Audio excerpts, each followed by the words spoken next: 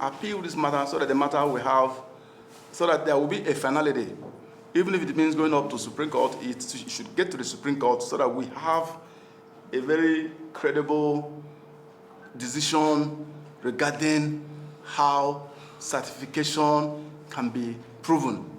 If you have doubts between an issuing authority and someone who has a certificate he claims to have obtained from that institution, the issuing authority, if there is a conflict between the issuing authority and another claimant, simply dismissing the matter in the manner that the Federal High Court has done, there's no justice, it's a miscarriage of justice. So we want the NYSC in the interest of that institution. Otherwise, people will no longer regard that institution as something that is serious. If they don't appeal this judgment, they need to appeal the judgment so that Nigerians will have the benefit of knowing exactly what the issue is. Because the danger in not appealing the judgment is that tomorrow you can't come up with any story or accuse anybody of parading anything you call fake certificate, and anybody will take you serious.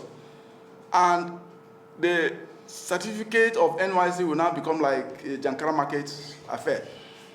In order to restore the believability of Nigerians regarding the standardization, the certification standards of that institution, there has to be a decision at the upper court, at the uppermost court, because I'm sure that if the NYSC appeals, whatever way it goes, the party that will lose at the upstairs will definitely further go upstairs to the Supreme Court, and Nigerians need to get a finality to this matter.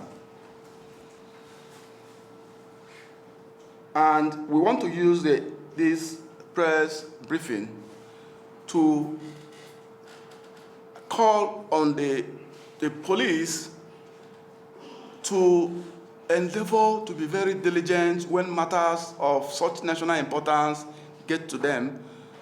The police in Nigeria and those who hold the public office of IG, the IG who is there now it wasn't the person that handled the matter. It was the immediate past IG. So you don't go right in that it is the Betokun that has the issue. The issue was presented before the other IG. It wasn't even addressed, which made the matter to linger for as long as this. We are calling for a comprehensive and impartial review of the judgment to ensure that justice is served and the rule of law prevails. We implore the judiciary to oppose independence and adhere to the principles of fairness and justice. Nigerians are asking NYSC to file an appeal if they believe that their stand is uncompromising, because anything less than that will lead to the institutional destruction of the NYSC.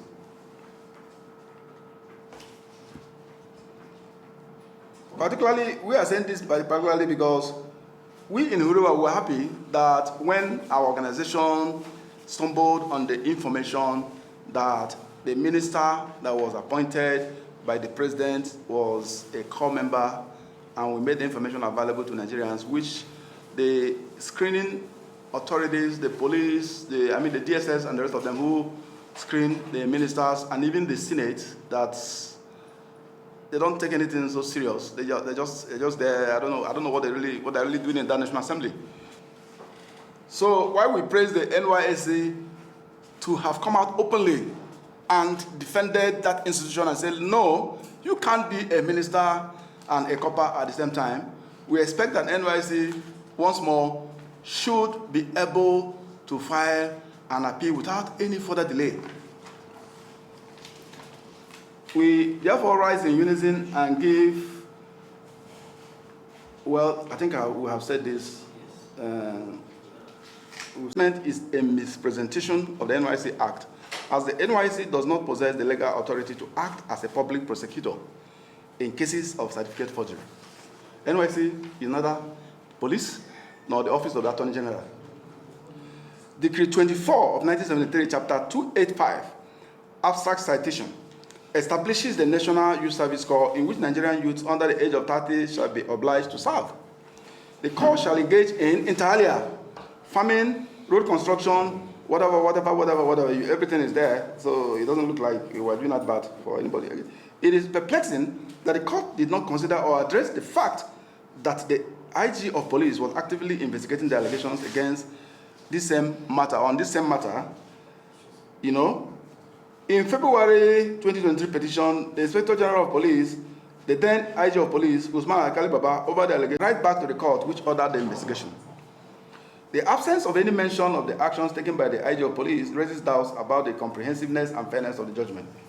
Also, the timing of the judgment, just days before the appeal court, Lagos was set to hear the Labour Party's appeal against Enugu State Gubernatorial Election Petition Tribunal judgment, is highly suspect. The ongoing appeal hinges significantly on the allegations of certificate forgery by the governor. The rushed judgment by the Federal High Court could be perceived as an attempt to influence the ongoing legal process and manipulate the outcome. Furthermore, it is glaring that the court did not conduct a thorough examination of the facts and circumstances surrounding this case. The evidence of Governor Mbah's service in a law firm and the absence of counter evidence from the NYSC were not given due consideration, leading to a significant imbalance in the judgment. By his own hand, on 26 June 2006, the governor of Enugu State reportedly wrote in a statement under caution before the EFCC that he served in Lagos during the 2022-2023 Batch A and that his place of primary assignment was in the chambers of Nemeka P. Agu.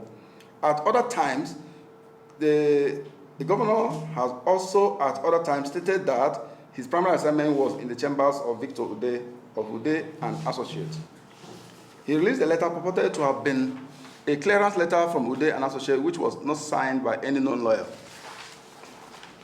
Our concern is if there is any take-home that which 2023 general elections have afforded Nigerians and Nigerians, it is for us to know that we still have one institution standing in Nigeria, such as the NYSC, that has remained. Well, we as HURIWA, I don't think we will subscribe to this. You cannot say that any institution in Nigeria is incorruptible. So maybe you struck off this. Give me a pen. Struck off this, please. Maybe before we circulate, you have to struck off this. Of lack of tolerance to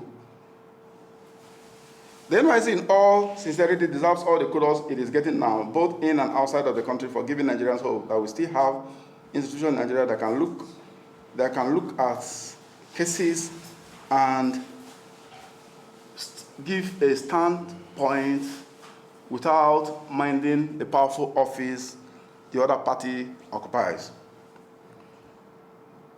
Nigeria must never be allowed to become a failed state because of institutional decay, where police, DSS, INEC, university professors, and PhD holders and their employers, the politicians are all involved in the deep mess of corrupt activities for personal interests of the latter against the collective good of the masses. The reason why we say this is because not too far away, the university somewhere in the east dismissed a professor who paraded forged NYSC certificate. Today in Nigeria, you cannot even vouch for the courts, which ordinarily should be the last hope of a common man, because politicians who have allegedly forged certificates will procure the services of erudite professors of many years in their meritorious service to our fatherland, maybe as INEC permanent ad hoc staff, just to manipulate elections. At that point, police will aid them, and when the matter goes to court, the DSS will come up with a report to support